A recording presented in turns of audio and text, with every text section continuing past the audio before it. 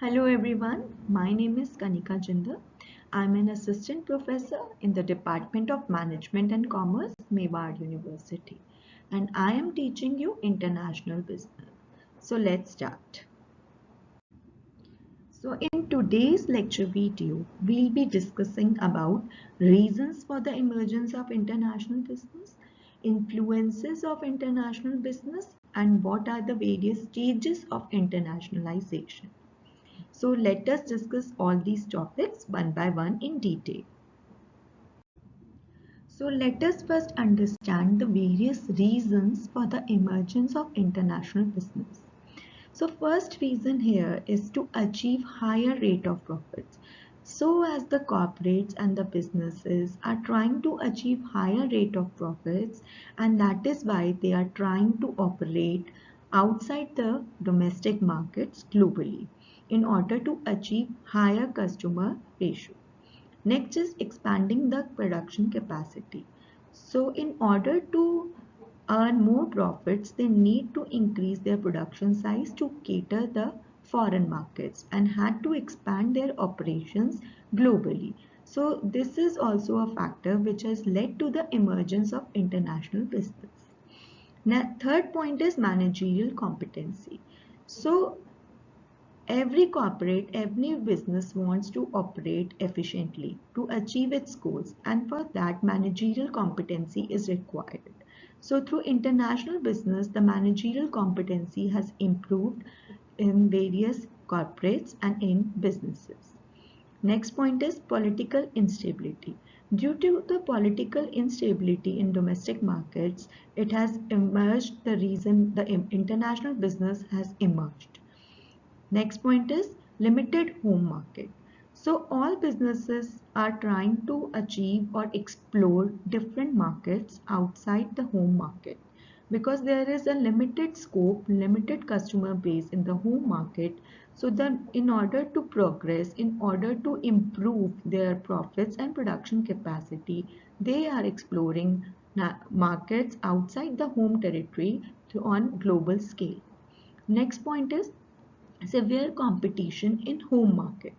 So in home market, there is a possibility that for a particular product which is produced by a company or a business, there is a severe competition. So in order to deal with that competition, it is better to explore new markets and to compete in a different market which can be outside the national boundaries.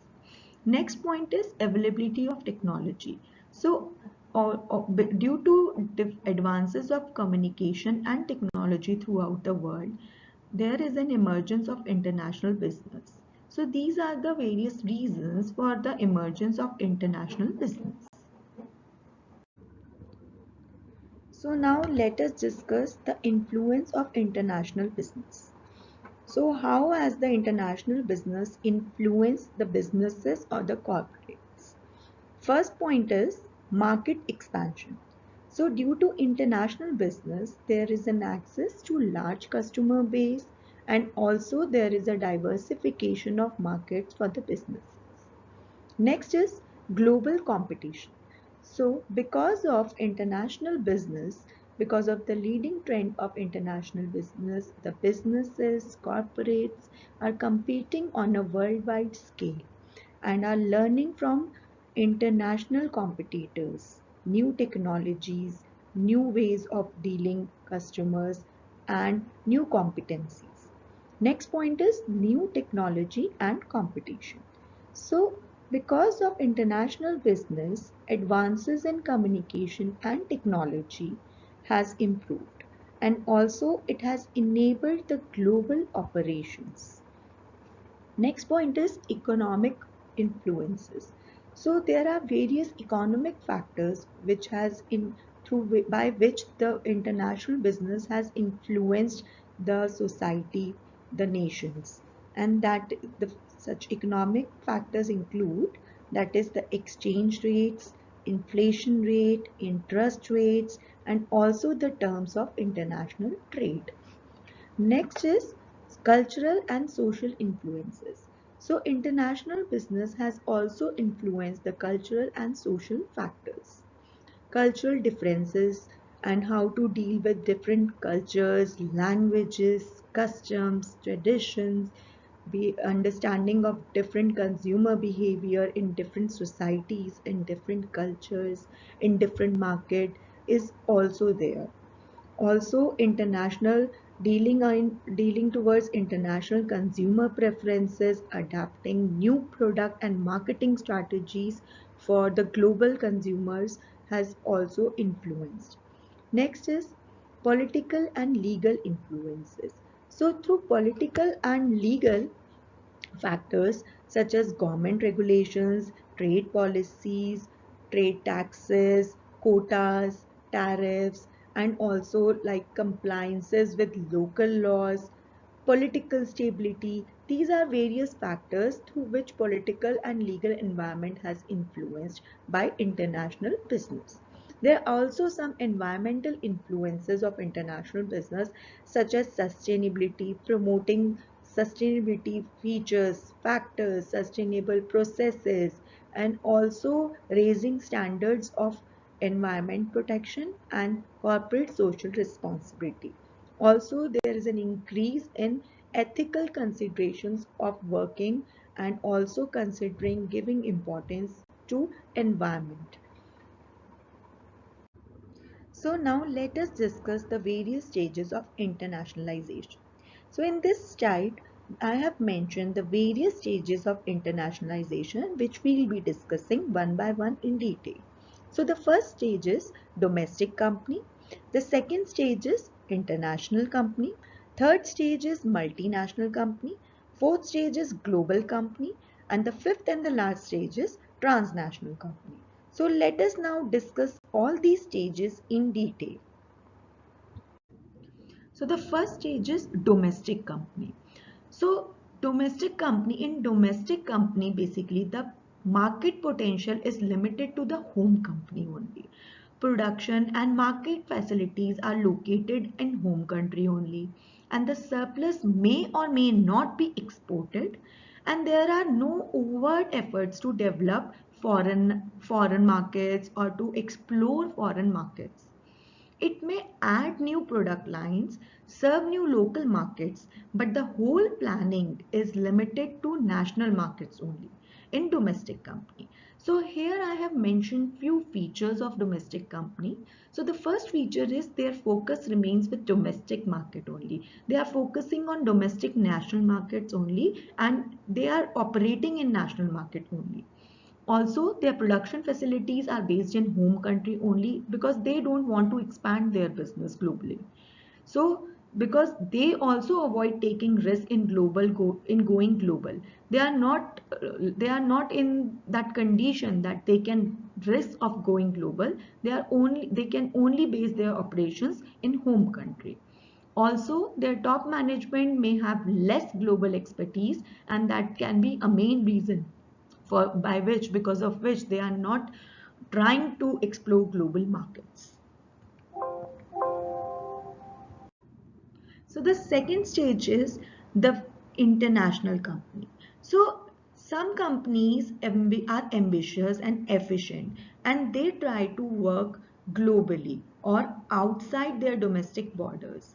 Such domestic companies, after going beyond their domestic marketing capacities, start thinking of expanding their operations in international markets. And the main strategies for entering international markets followed by such companies can be exporting, licensing, franchising, joint ventures, etc. So such companies are called international companies. There are some features of international company which you can see on this slide, like they focus on going beyond domestic. Also, their management remains ethnocentric, like which, for example, with a vision to expand internationally. They are operating globally, but their vision is to expand internationally. Also, they keep their marketing mix constant and extend their operations to new countries. They involve in franchising, joint ventures, direct investments, etc. All these strategies to operate or to promote their operations outside the domestic borders in different nations. Even though they think of international markets, they still are of ethnocentric or domestic they still are ethnocentric or domestic oriented. These companies adopt the strategies of locating the branches of their companies in other countries and practice the same domestic operations in foreign markets, including the same promotion, price, product, etc. policies. So the third stage is multinational company. So after some time, international companies realize that the domestic model and the practices adopted through extension policies do not serve the purpose, and hence they become multinational companies. The foreign customers may not prefer the products that are sold in domestic market. So hence these companies respond to the needs of different customers in different countries and produce such products and services that will satisfy them, and hence they become a multinational company. Here are some features of multinational companies. Like companies, when they spread their operations to other nations, become multinational. Also, when they adopt different strategies for different markets, they become multinational companies. Also, their management remains decentralized and the performance evaluation is done in different host companies in which they are operating. Now the fourth stage is global company. A global company basically adopts global strategy for marketing its products, and it may produce either in the home country or in other single country and market its product throughout the world. It may also produce the products globally and market them domestically. So this kind of companies are called global companies. So here are some features of global company, like they have a global marketing strategy. They focus on marketing globally. Also, they adapt to the market conditions as per foreign markets, and their performance evaluation is done worldwide. So the last stage, fifth stage, is transnational companies. So transnational companies operate at a global level by way of utilizing global resources to serve the global market. It has geocentric orientation and has integrated network. Its key assets are dispersed and every subunit of the company contributes towards the achievement of the company's objectives. It produces best quality raw materials from the cheapest source in the world. Also, wherever it is economical, and sells the finished products in those markets where the prices are favorable, and such companies are transnational companies. So here are some features of transnational companies, like they have a geocentric approach, which means they think globally and act locally.